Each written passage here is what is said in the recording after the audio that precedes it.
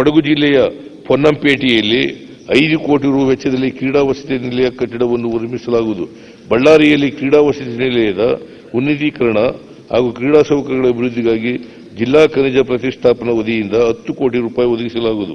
ಪ್ರವಾಸೋದ್ಯಮ ರಾಜ್ಯದ ಪ್ರವಾಸೋದ್ಯಮ ಕ್ಷೇತ್ರದಲ್ಲಿನ ಅವಕಾಶಗಳನ್ನು ಸದ್ಬಳಕೆ ಮಾಡಿಕೊಳ್ಳುವ ನಿಟ್ಟಿನಲ್ಲಿ ಪ್ರಸ್ತುತ ಜಾರಿಯಲ್ಲಿರುವ ಕರ್ನಾಟಕ ಪ್ರವಾಸೋದ್ಯಮ ನೀತಿಯನ್ನು ಮತ್ತಷ್ಟು ಹೂಡಿಕೆದಾರರ ಹಾಗೂ ಪ್ರವಾಸಿಗರ ಸ್ನೇಹಿಯಾಗಿ ಮಾಡಲು ಪರಿಷ್ಕೃತ ಪ್ರವಾಸೋದ್ಯಮ ನೀತಿ 2024-29 ಅನ್ನು ಜಾರಿಗೆ ತರಲಾಗುವುದು. ಪೌರಾಣಿಕ ಮತ್ತು ಐತಿಹಾಸಿಕವಾಗಿ ಪ್ರಖ್ಯಾತಿ ಹೊಂದಿರುವ ಕೊಪ್ಪಳ ಜಿಲ್ಲೆಯ ಅಂಜನಾದ್ರಿ ಬೆಟ್ಟ ಹಾಗೂ ಸುತ್ತಮುತ್ತಲಿನ ಪ್ರದೇಶದಲ್ಲಿ ಪ್ರವಾಸಿ ಸೌಲಭ್ಯ ಅಭಿವೃದ್ಧಿಪಡಿಸಲು 100 ಕೋಟಿ ರುಗಳನ್ನು ಒದಗಿಸಲಾಗುವುದು.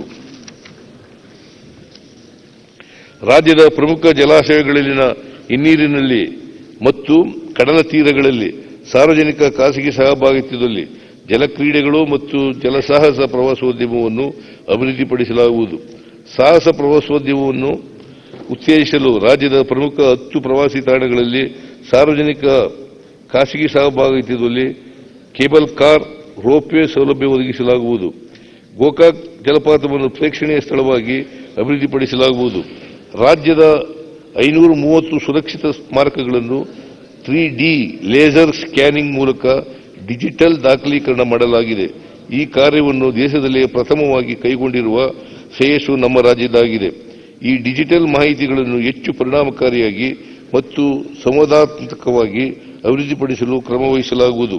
ರಾಷ್ಟ್ರಕೂಟರ ಕಾಲದಲ್ಲಿ ಕರ್ನಾಟಕದ ಮೊಟ್ಟ ಮೊದಲ ವಿಶ್ವವಿದ್ಯಾಲಯವನ್ನು ಕಲಬುರಗಿ ಜಿಲ್ಲೆಯ ಚಿತ್ತಾಪುರ ತಾಲೂಕಿನ ನಾಗಾವಿಯಲ್ಲಿ ಸ್ಥಾಪಿಸಲಾಗಿತ್ತು ಎಂಬುದು ಸ್ಥಳೀಯರ ನಂಬಿಕೆ. ಅಲ್ಲಿನ ಪ್ರಾಚ್ಯಾವೇಶಗಳ ಸಂಶೋಧನೆ ಮತ್ತು ಸಂರಕ್ಷಣೆಗಾಗಿ ನೆರವು ನೀಡಲು ಆರ್ಕಿಯಾಲಜಿಕಲ್ ಸರ್ವೆ ಆಫ್ ಇಂಡಿಯಾಗೆ ಶಿಫಾರಸು ಮಾಡಲಾಗುವುದು. ಕೆಎಸ್ಟಿಡಿಸಿ ವತಿಯಿಂದ ಬಾಗಲಕೋಟೆಯ ಐಹೊಳೆಯಲ್ಲಿ ಸುಸಜ್ಜಿತವಾದ ಹೋಟೆಲ್ ನಿರ್ಮಿಸಲಾಗುವುದು ಹಾಗೂ ರೋರಿಚ್ ಮತ್ತು ದೇವಿಕೆರಾಣಿ ಎಸ್ಟೇಟ್ ಪ್ರದೇಶದಲ್ಲಿ ಮೂಲಭೂತ ಸೌಲಭ್ಯಗಳನ್ನು ಅಭಿವೃದ್ಧಿಪಡಿಸಲಾಗುವುದು. ಬೀದರ್ ಹಾಗೂ ವಿಜಯಪುರದಲ್ಲಿ ಕರೇಜ್ ಎಂದು ಪ್ರಸಿದ್ಧವಾಗಿರುವ ಪುರಾತನ ನೀರು ಸರಬರಾಜು ವ್ಯವಸ್ಥೆಯನ್ನು ನುರಿತ ಸಂಸ್ಥೆಗಳ ತಾಂತ್ರಿಕ ನೆರವಿನೊಂದಿಗೆ 15 ಕೋಟಿ ರು ವೆಚ್ಚದಲ್ಲಿ ಪುನಶ್ಚೇತನಗೊಳಿಸಲಾಗುವುದು. ರಾಜ್ಯದಲ್ಲಿ ಪರಿಸರ ಪ್ರವಾಸೋದ್ಯಮವನ್ನು ಉತ್ತೇಜಿಸಲು ಬಂಡೀಪುರ, ದಾಂಡೇಲಿ ಮತ್ತು ಕಬಿನಿಯಲ್ಲಿ 25 ಕೋಟಿ ರು ವೆಚ್ಚದಲ್ಲಿ ಇಂಟರ್ಪ್ರಿಟೇಷನ್ ಸೆಂಟರ್ಗಳನ್ನು JLR ಸಂಸ್ಥೆಯ ಮೂಲಕ ನಿರ್ಮಾಣ ಮಾಡಲಾಗುವುದು.